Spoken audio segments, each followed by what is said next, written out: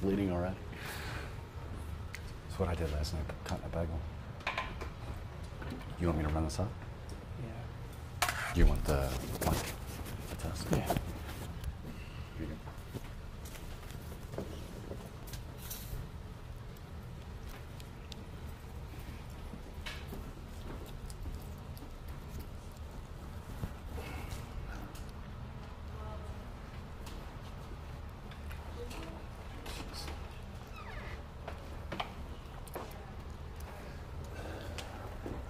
Make sure it's a start. Hello. That you're checking the live.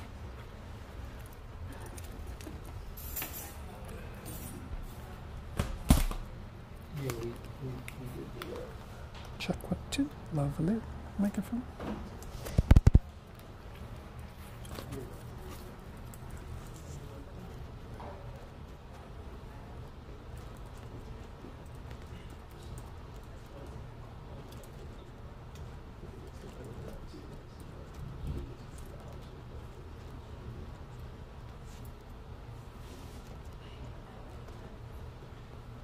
SAU Media Services? For the account name, yeah.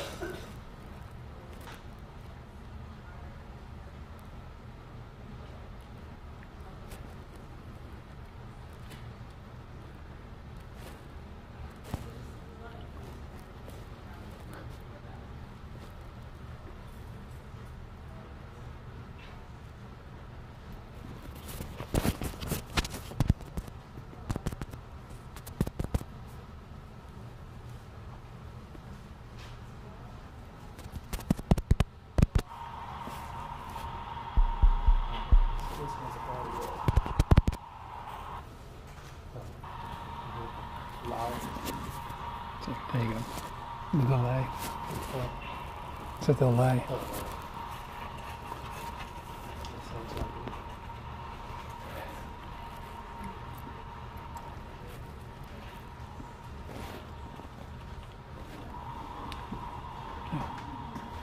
So then you just take this upstairs since it's already connected, right?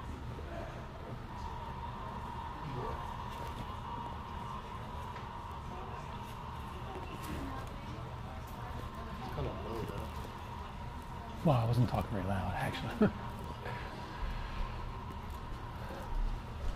I mean, it's hitting there pretty good. Yeah. A lot of ambient noise. Is that all from the shotgun? Yep. Turn that down a little bit, or?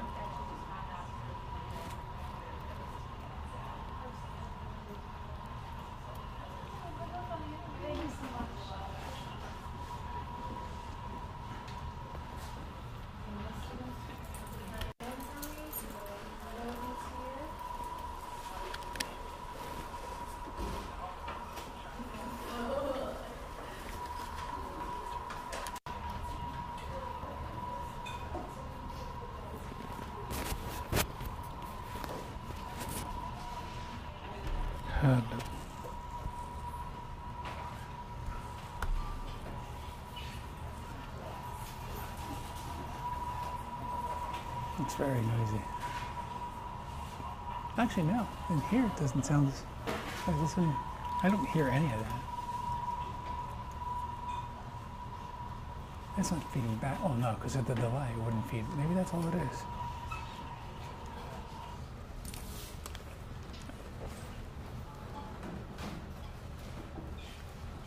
Well, that doesn't matter, because...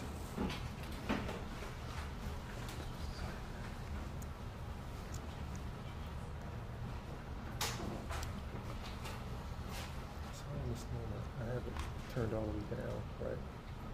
But it's still, because I'm going full on it over here. That's why. Wait, that affects the sound settings? Yes. So full auto is full auto.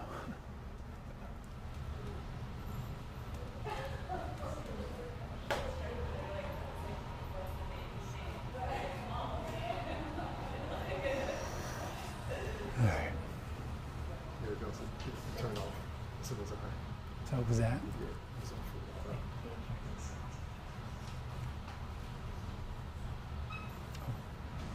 Don't forget to record. There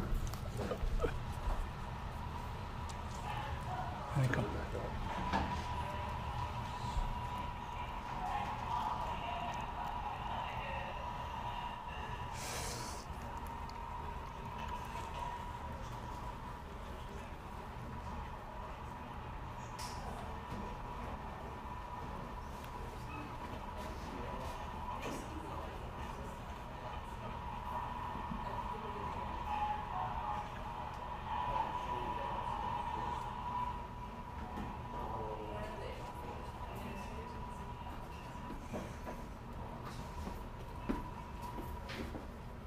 So everything's locked. Tim left. So all the space is locked. Do you want another computer back? Does that have to No, go we'll there? just. No. I'm just gonna put this one upstairs. Okay. Well, I'm gonna go let them back in, I guess, because Are they done? till 12. Oh, 12. And then they have to get their stuff anyway, right? Yeah. All right, you know what? I'll be right back, okay? Give me like 5 minutes, 10 minutes. Okay, bye.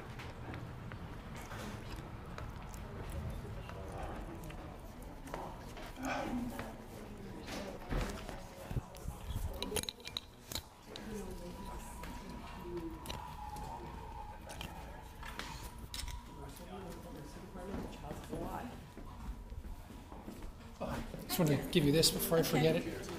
Just put that onto. Yeah. Turn it this way. So you actually cut on. So if you want, we can close this door and direct everybody. Oh, okay. Sorry. You guys here for the talks? Yeah. Yeah, feel free to. Is that okay? And then just you just put then- that on your pocket or stick it in your pocket either way. Okay. He said he was good at 2:11. Good. I'll stop by before I go, but what time? How long is your talk? It's 30 minutes. Okay, I'll be back to break it down. Hey, have a good time. Thank you. Hello.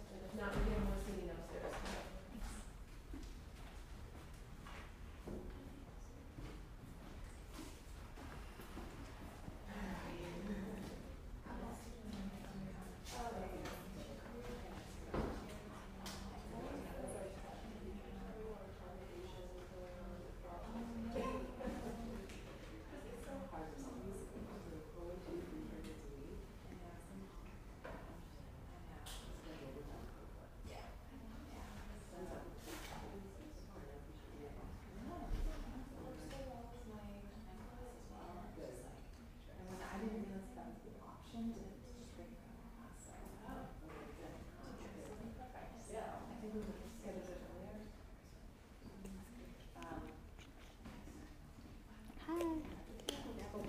Oh yeah, I think this is for everybody.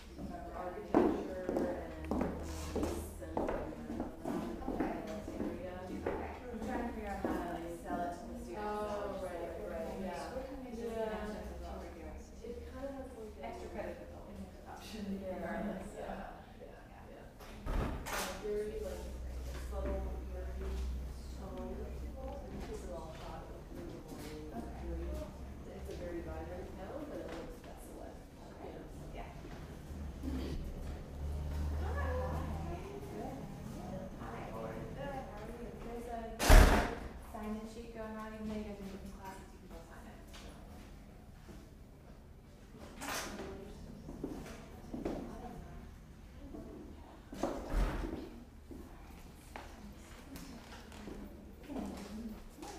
How did sculpture viewing the rain go? Well, it was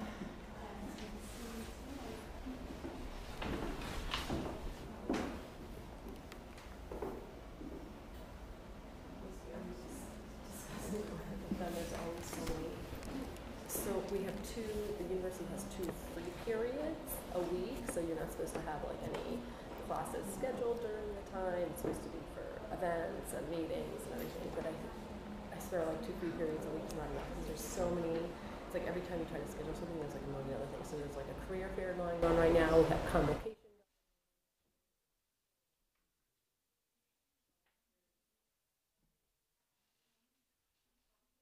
Yeah.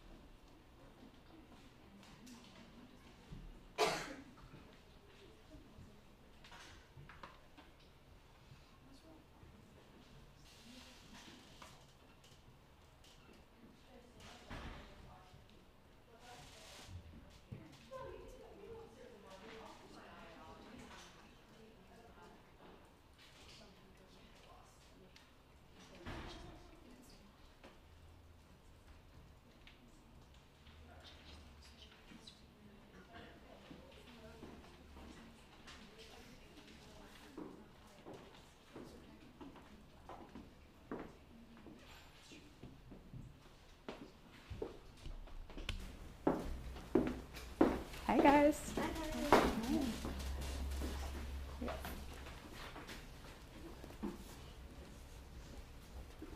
Are you introducing me? Yes, I will. Okay. Welcome everyone, thank you for coming. My name is Jeannie Gracie, I'm the gallery curator here at St. Joe's. The art department operates 2 art galleries, this one here in Boland Hall. We also have one over in Marion Hall. We are very excited to kick off the school year with 2 very different photo exhibits. So in Marion Hall, we have very modern digital photography. And then here in Boland, we have a 19th century photographic process as seen in the ambrotypes here that artist Rowan Renee brought over for us. We're pleased to have Rowan here with us today. She flew in from Michigan this morning. She's going to give a talk. And then Rowan's going to pack up all the work, get in her rental car, go back to the studio in Brooklyn, and then I don't know, then you go back to Michigan at Saturday.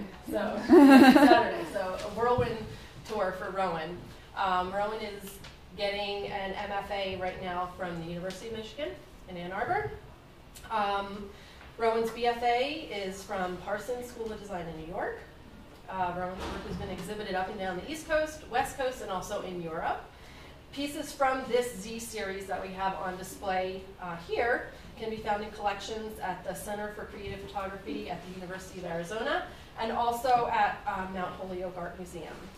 And although Rowan is, I guess, do you call yourself a New Yorker? Yeah. A New Yorker. So Rowan's a New Yorker, but they did work on 2 murals with the Philadelphia Mural Arts Program.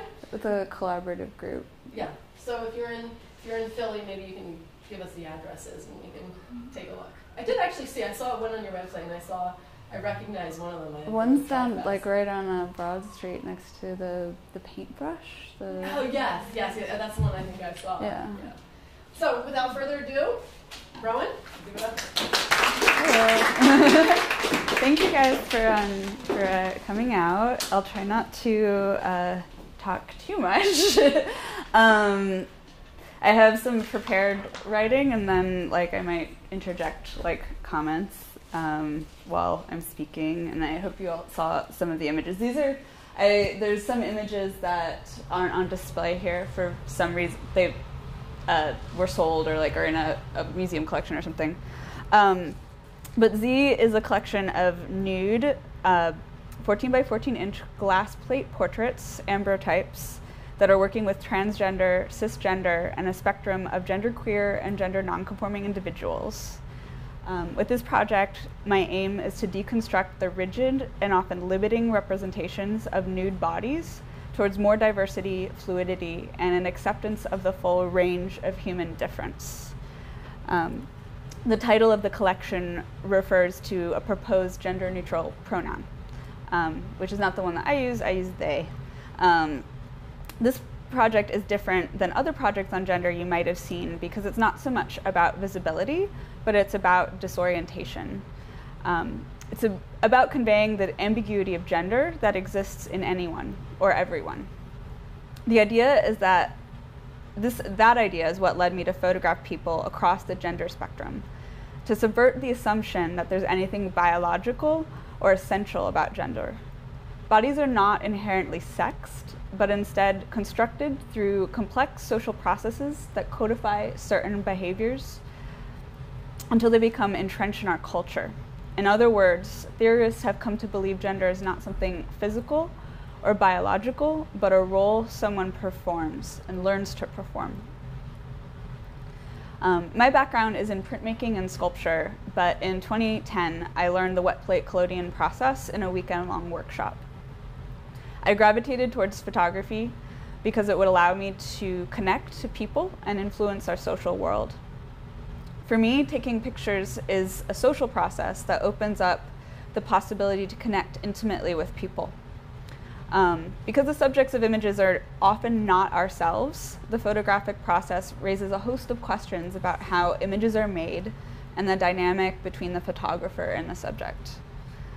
This is this previous image and what the glass looks like without a black background behind it. One of the interesting things about the ambrotype process is it's actually basically a negative that, when viewed against a dark background, is read as a positive. So that's kind of what you're seeing here in these two frames, and when you look at the images outside, why they're on a black background.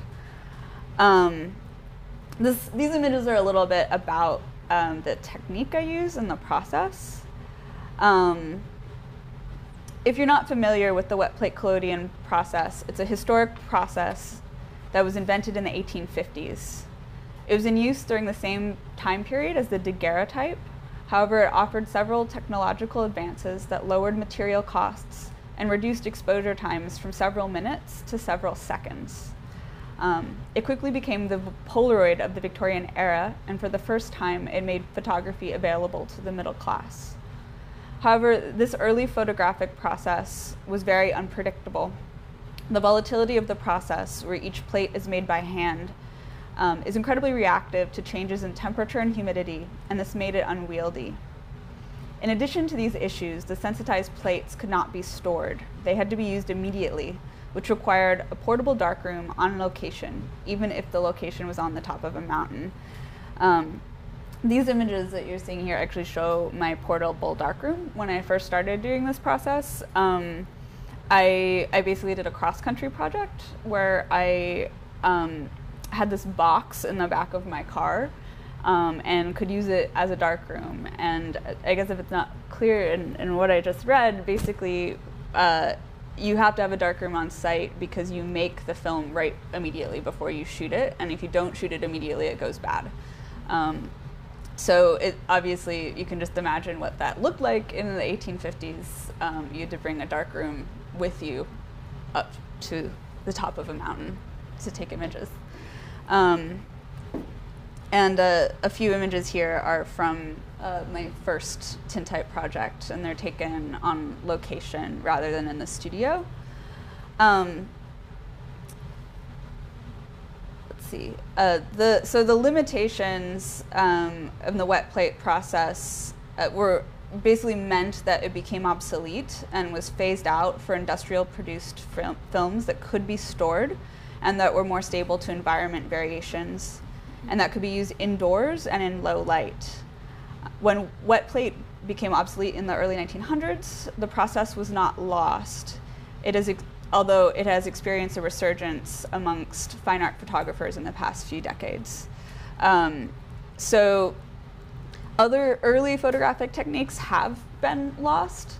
The autochrome process, which is an early color process, was one of those. If you Google autochrome, there's some pretty amazing images from 1900 that are in color. But the wet plate process, the technique was never lost. The chemicals are still available. You can buy most of them online. And there's a lot of people who do it these days, but it is generally in response to digital photography. And usually, I think when it's done well, there's a conceptual reason to use the collodion process. And this is the image of the camera I used to shoot the plates in Z. For me, the wet plate collodion process was critical to this body of work. The combination of form and content was necessary to convey the meaning that I wanted, to be able to critique not just gender, but the historical record. And just before I move on to the more historical images, these are images of my studio in New York, and gives you a sense of just what the studio setup looks like for this process. And then I also have a dark room in my studio, which is kind of off in the corner.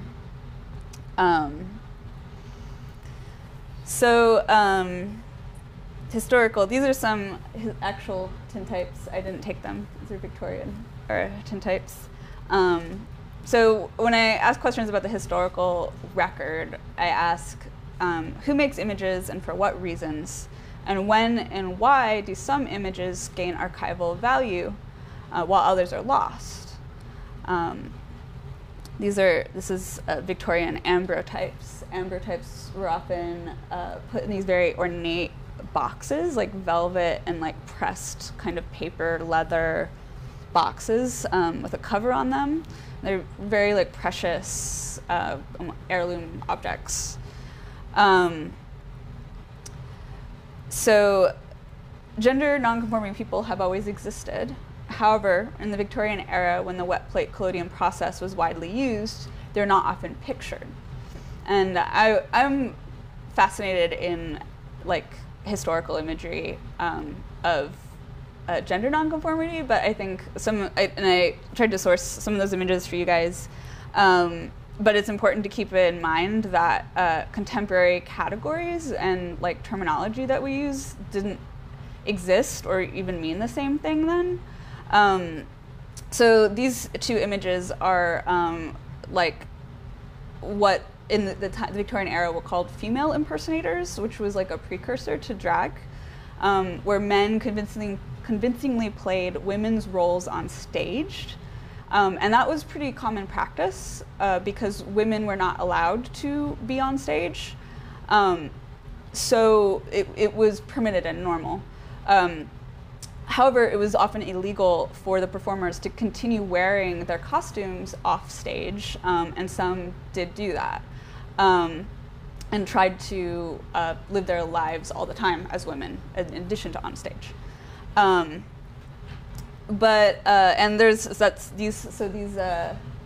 two images up here. I think this is Ernest Bolton, who went by, I don't know where my notes are. I have also notes on screen, but I don't see them, who went by Lady Stella.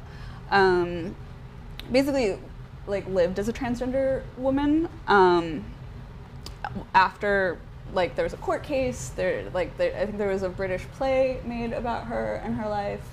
The image on the right is someone who was a member of the Congregation of Latter-day Saints in Utah in the 1880s, who did kind of falsetto performances, but did not live full-time as a woman.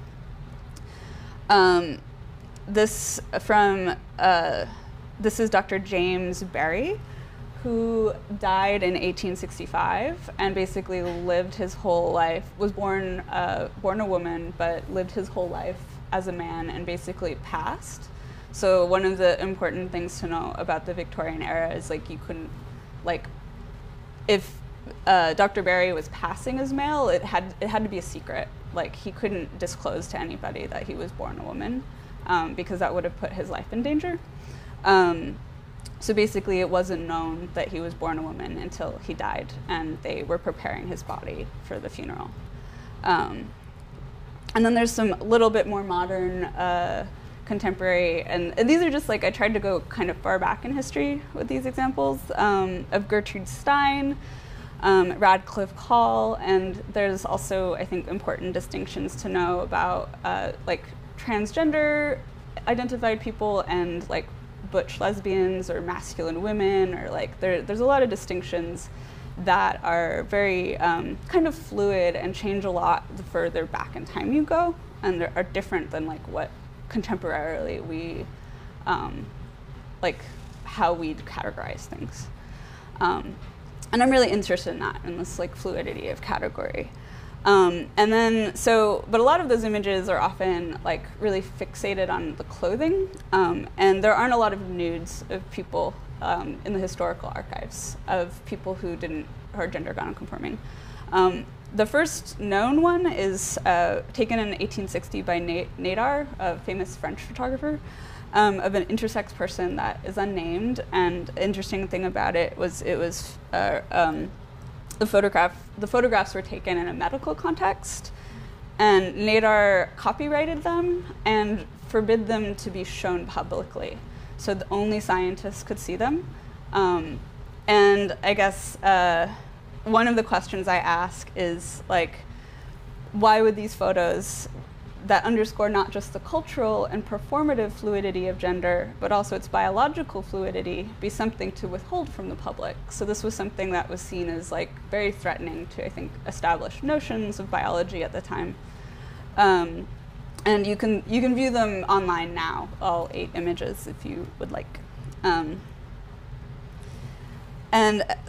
If there's one thing to take away from this body of work, it's the idea that difference, ambiguity, things that defy our ability to classify them, are not problems to be corrected, constrained, or ashamed of. Difference is instead something to celebrate, something that affirms what is mysterious and unknowable, uncategorizable about our own humanity.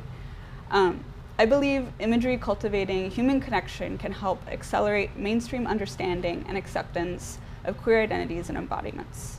The timeliness of transgender visibility in mainstream media makes Z an urgent body of work to reach a wider audience. There's recent federal legislation that you might have heard that limits transgender military service, and then discriminatory bathroom bills have received a lot of press, the one HB2 in North Carolina, and then one in Texas and one in Alaska that both failed to pass, fortunately. And then there's continuing issues about access to medical care for gender-affirming treatments, and also high rates of homicide and suicide amongst transgender people, and especially trans women of color. So all of these things highlight a need for further social and legislative change to achieve full inclusion and equality. Towards this goal, I channel a photographic process that creates intimacy, a powerful tool to advance a worldview that is open, malleable, and accepting of diversity. And here are some resources, and I can also go back to the images if you'd like to see them again. Yeah, and so I guess I have one more little paragraph I didn't read about when I was talking about the dynamics between the photographer-model relationship. That was something that was very, something I thought a lot about, because photography has a long history of kind of replicating these problematic power dynamics. through this idea that the photographer is kind of taking something away from the person that's in the image.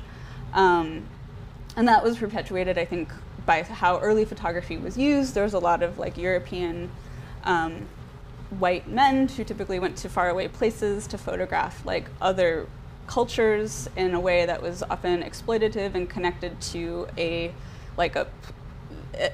connected to empire, basically, and the colonial empires that they then created and subjugated people. And photography was one element in that like history. Power definitely comes into place when you are considering like how do you have access to a person, like how vulnerable are they to you, like, you know, is this photo going to maybe put them in danger? Is it exploiting them in some way? Are you are you paying them? Are you profiting off of it? Like, there's all these questions about the dynamic that I think are worth asking. And I was really trying to subvert that by having a more collaborative dynamic with my models, although I think also that it's hard to be completely equal because there's also these roles, like I can't not be a photographer, and if the model is there to have their picture taken, and then I'm like, oh yeah, sorry, it's like you take the picture of yourself. So there's also like certain roles, but I guess what I tried to do in this series is not give the models a lot of direction on like, I was very clear this was a nude shoot, but I was very flexible on how they wanted to present themselves, like if they wanted to reveal certain parts of their body or conceal parts of their body. I didn't really pose them. And certain, like this model like chose a very like revealing pose, and I think that was his that was his choice. That was not my direction. And I think that is something that for me made these images and the stories feel more conversational. Like there was actually like a conversation and a negotiation that happened about the image, where we would talk about kind of power and gender, and I kind of think about these images almost as like records of these conversations. Like they have like a time span or a duration to them that unfolded over time, and they're not just like a single moment that's been captured. But I also know it's hard for you guys as an audience to read some of that in an image. Like that might be me as a photographer having privileged access to how the image was made. So I think that sums up most of the topics I wanted to cover. So I don't know, do you guys want to ask questions? Did you tell them like not to smile? Because you know, you don't see any pearly whites in it, you know, or it was totally up to them. So a lot of these exposures were between 10 and 16 seconds. And I guess I don't, maybe I do, I tend to explain that smiling is hard to hold and tends to like almost look comical like in this process because it's unnatural to smile for 16 seconds and it looks like pasted on. So it's actually a byproduct of the technique in a way that kind of results in a more, like a less jubilant kind of expression, like more stable expressions. And because of the process, each shot was basically like one and done, or did you do multiple shots of the models? I would usually book like a 3-hour session and expect to take 4 pictures in that session. These took me about, like each image took about 20 minutes. And so, like generally, like, I mean, there were like models who, like there wasn't a shot good enough to include. Like there was like a best image, but like there was an editing process that kind of like consolidated it to like 18 or 19 images. but it is like it's like working in that way. It's like you do see the image right away, like the processing, like after you've developed it, you bring it out in the fixer and you can actually see the image, like almost like a Polaroid, so you will know right away if like there's some major problem that you have to change. It's not like shooting film, but it is a very time-consuming process, and you don't have a lot of chances to get it right. Is there something like really specific you look for in models? I think like I was trying to get a range of people, like, and I think I could have done better with that in some ways. Like at a certain point I stopped. Like I really wanted to, like, I was going for like breadth and diversity. And I guess the willingness of the model, like I had like almost like a proposal that I would send to them, and I would tell them exactly what to expect in the shoot, and like how I would be using the images, and if they were like wanted, like there were a couple of people who were interested but then like kind of flaked and like didn't actually come through, and like I think the willingness obviously of the model to participate is really important. And then from there it's like each shoot has a very distinctive dynamic. Like each person brings different things into the room. There's different. It's like there's a chemistry. Sometimes the chemistry like works really well. Sometimes it doesn't. Yeah. Did you identify who you were going to invite? I started working with people I knew, and I think it was before I had really identified exactly what the project was. I was doing a lot of like nudes, and then of friends, and then I kind of the project started to shift into a project about gender, and then I started to reach out on there's a couple like queer message boards in New York. Then I posted publicly, and I paid models to come. Can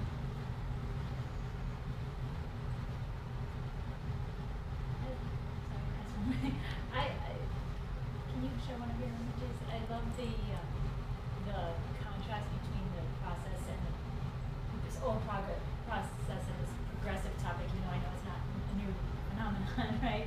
And there's something that, as the timelessness of it, because they're new, right? The couch, if anything, makes it seem older, right? Yeah. But I also love what you said about like just critiquing the historical record. Like this was very deliberate on your part, this process versus the topic. I just would love to hear more what you have to say about that. Yeah. I mean, I started working with the wet plate collodion process because I really loved the process, but I think I started to recognize that working with a historic medium has a lot of like a lot of baggage with it. It's like, no, even though it's contemporary, like I mean, and these are nudes of people, so there's more ambiguity there. But it's like I could, go outside and take a picture of the parking lot and all the like modern cars, and like people would still think it looked old, and I was just like, why? So like instead of fighting that, I started trying to like embrace the historical kind of undercurrent of the process and think about how that actually can add meaning to a body of work. And so like this process is something it's not like the only process I use. I think it has specific contexts where it makes sense because it adds to the photograph and it adds to the meaning, and others where it's just kind of, I don't know, it looks cool. I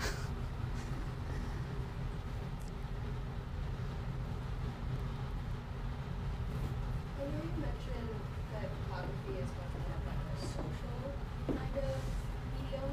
So when you first began doing photography, is that how you thought of it? Or did you think of it more as a like expressing type thing? Or was it kind of just a college requirement and then kept like moving?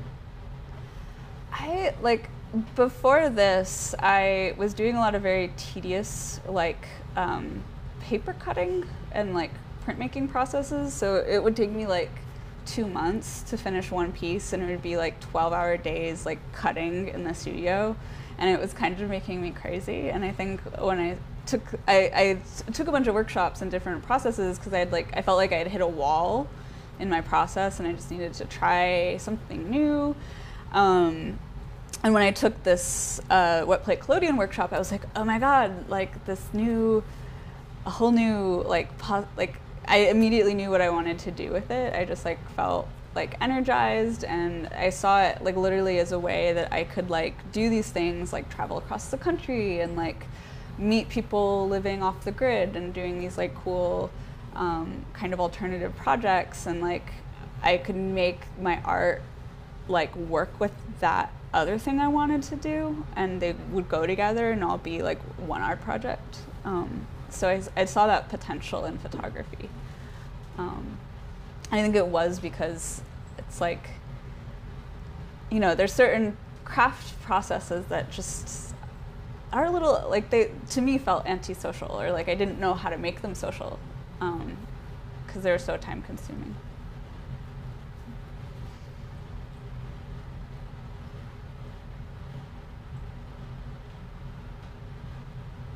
How has this series like been received in maybe like the LGBTQ community as opposed to, you know, any other maybe more conservative ideas of like good or good and bad, or that, you know, feedback from people representing different parts of society? I haven't heard like any scathing criticism of this work, which I think, and I guess I'm a member of the LGBTQIA community, and I think that helps to some extent.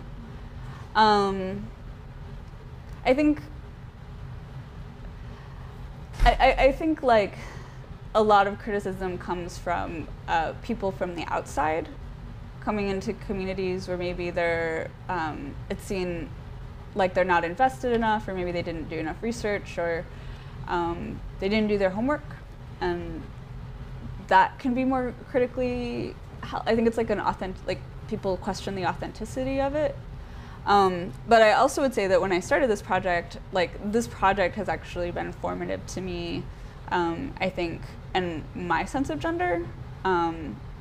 That like through doing this project, it opened up a lot of possibilities for me, and I think I began to identify as transgender through kind of, it took like several years, but through kind of some of the conversations that started through this project. And so there was kind of an evolution of like outsider, insider, and I think those things matter in some cases, like when producing work. And so I guess I haven't heard, like I don't think there's been like bad reviews, or no one has said bad things to my face, but I don't know what, like I'm sure there are like criticisms, and I haven't heard all of them. And then there are also things that I feel like I could do better, like if I continued with this project. So then there's my own critical inner voice that is like, yeah. Did you have a certain audience in mind? Did you just think in the back of your mind? I think I wanted a broad audience, that I wasn't trying to speak like specifically necessarily to inside the queer community.